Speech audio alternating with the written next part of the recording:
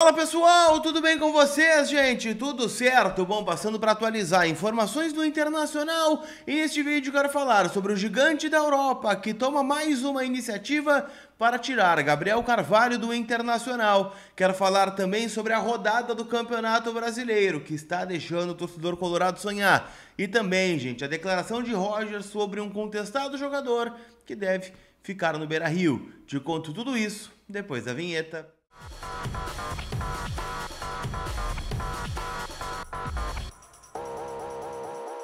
Tudo bem, gente? Vamos trocar uma ideia então, afinal, né? A gente tem muitas coisas para falar sobre o nosso Colorado em nome da Zapay, aplicativo onde você fica em dia com teu carro, moto ou caminhão. Você pode no app da Zapay consultar de forma gratuita a tua placa. E é ali mesmo, já que tá, né, tudo isso que eu citei de forma parcelada no cartão de crédito, numa parcelinha que cabe no teu bolso. Então, para não correr risco, né, de constrangimento, de busca e apreensão, paga os débitos na Zapay com o cupom COLAR20, que te dá 20% de desconto também nas taxas do parcelamento, tá bom? ZAPAY, Zapay, meus parceiros aqui no canal, o link tá na descrição.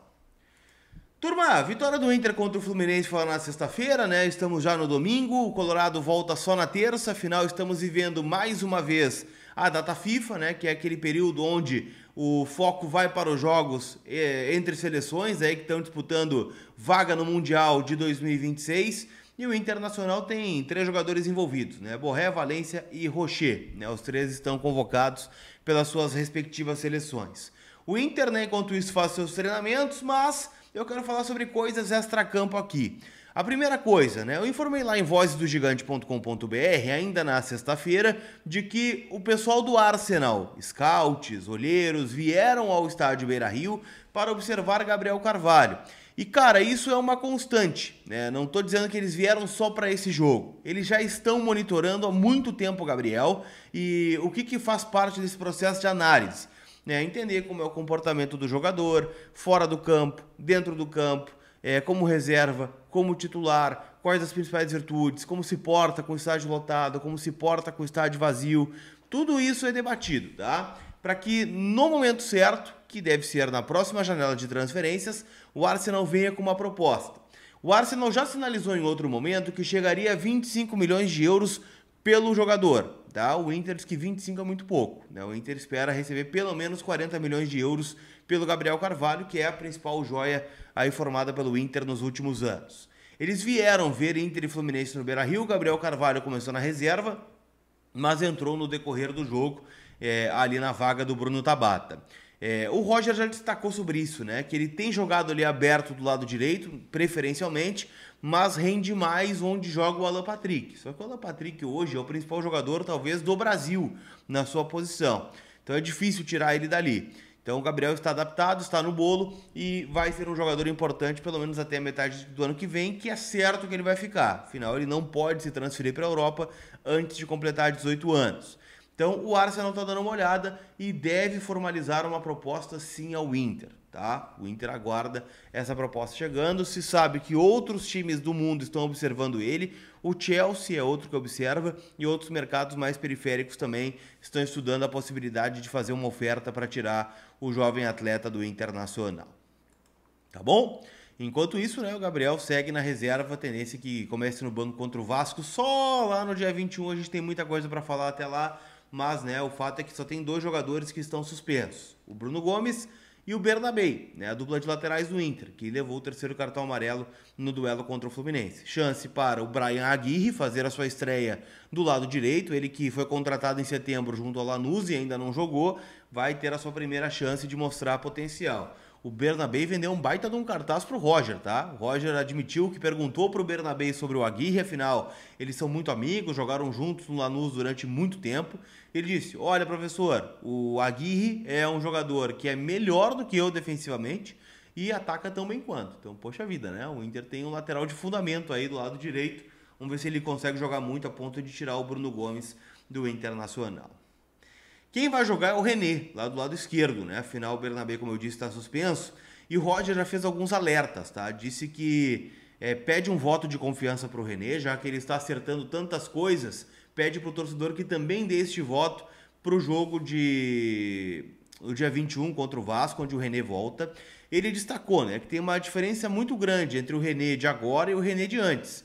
O René com o Kudê era o cara que mais tocava na bola. Por quê? Porque ele fazia parte dessa saída de 3 apoiada, né, como se fosse um zagueiro ou um volante, pela qualidade que ele tinha para sair jogando, mas muitas vezes, né, cometia erros que marcaram na paleta do torcedor isso, né? Na semifinal da Libertadores do ano passado,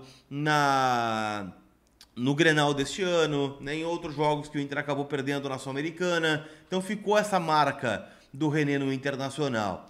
E o Roger disse que desde que ele chegou e colocou o Bernabé no time, ele vem trabalhando no dia a dia para que o René retome as características que levaram ele do Sport para o Flamengo. Um lateral ofensivo, lateral de ultrapassagem, lateral de chutes a gol, né? Um lateral que veio também para o Inter por conta disso.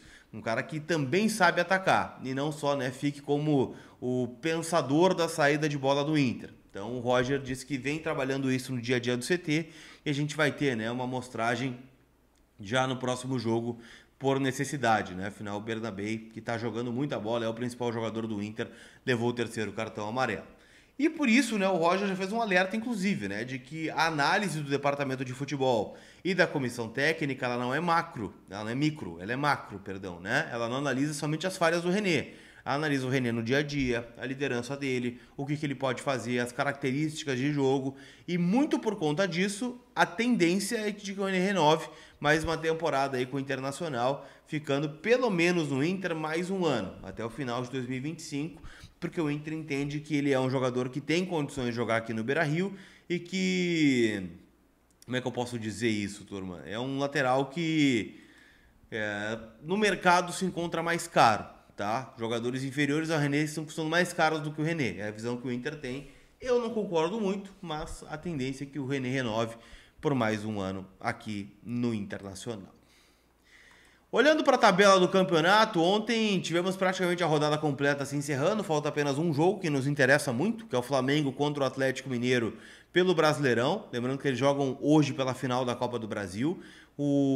A gente torce, querendo ou não, né? Torce é forte, tá? Mas o resultado mais interessante para o Inter seria o título do Flamengo na Copa do Brasil, para que o Inter, estando em quinto lugar, também esteja na fase de grupos da Libertadores.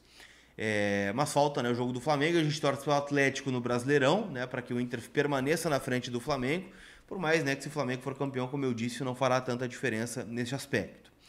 Mas ontem o Botafogo tropeçou, empatou em 0-0 com o Cuiabá, jogando no Rio de Janeiro, e isso, né, gente, movimentou as redes sociais, porque agora a distância do Inter para o Botafogo, que é o líder, é de 9 pontos, e o Inter ainda tem o confronto direto contra o Botafogo dentro do estádio de Beira-Rio, então para muitos a distância é de 6, e o Botafogo ainda tem um jogo contra o Palmeiras no Allianz Parque, então provavelmente vai tropeçar de novo. A diferença é que o Fortaleza ganhou do Vasco, foi a 63, ou seja, está 4 pontos à frente do Inter. O Inter também tem um confronto direto contra o Fortaleza. E o Palmeiras tem 64, ou seja, o Palmeiras está a 5 pontos do Inter. O Inter não tem mais como jogar contra o Palmeiras, já ganhou lá em São Paulo e acabou empatando aqui no Beira-Rio. Então, é um campeonato que está ficando em aberto. Próxima rodada, como eu disse, o Inter joga contra o Vasco da Gama. E os adversários da frente jogam contra... Fluminense e Fortaleza, Fluminense no Maracanã, que a gente torce pelo Mano Menezes. O Atlético Mineiro joga contra o Botafogo na Arena MRV, um confronto plenamente plausível de tropeço. O Cuiabá joga contra o Flamengo na Arena Pantanal e o Palmeiras joga contra o Bahia na Arena Fonte Nova. Então vamos ver se tropeça aí os concorrentes diretos do Internacional. Hoje, final da Copa do Brasil, 4 da tarde, para o Atlético ser campeão, odd 7. Para o Flamengo ser campeão, odd 1.10. KTO praticamente cravando o Flamengo como campeão. Um gol do Hulk a qualquer momento. Essa aqui é muito boa, tá? 3.18, a odd lá na KTO. E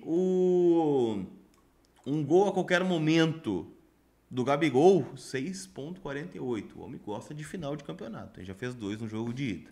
Vai palpitar? KTO.com. Utilize o cupom COLAR para ganhar 20% de bônus no teu primeiro depósito. Tá certo, turma? Aquele abraço. A gente se vê. Fui!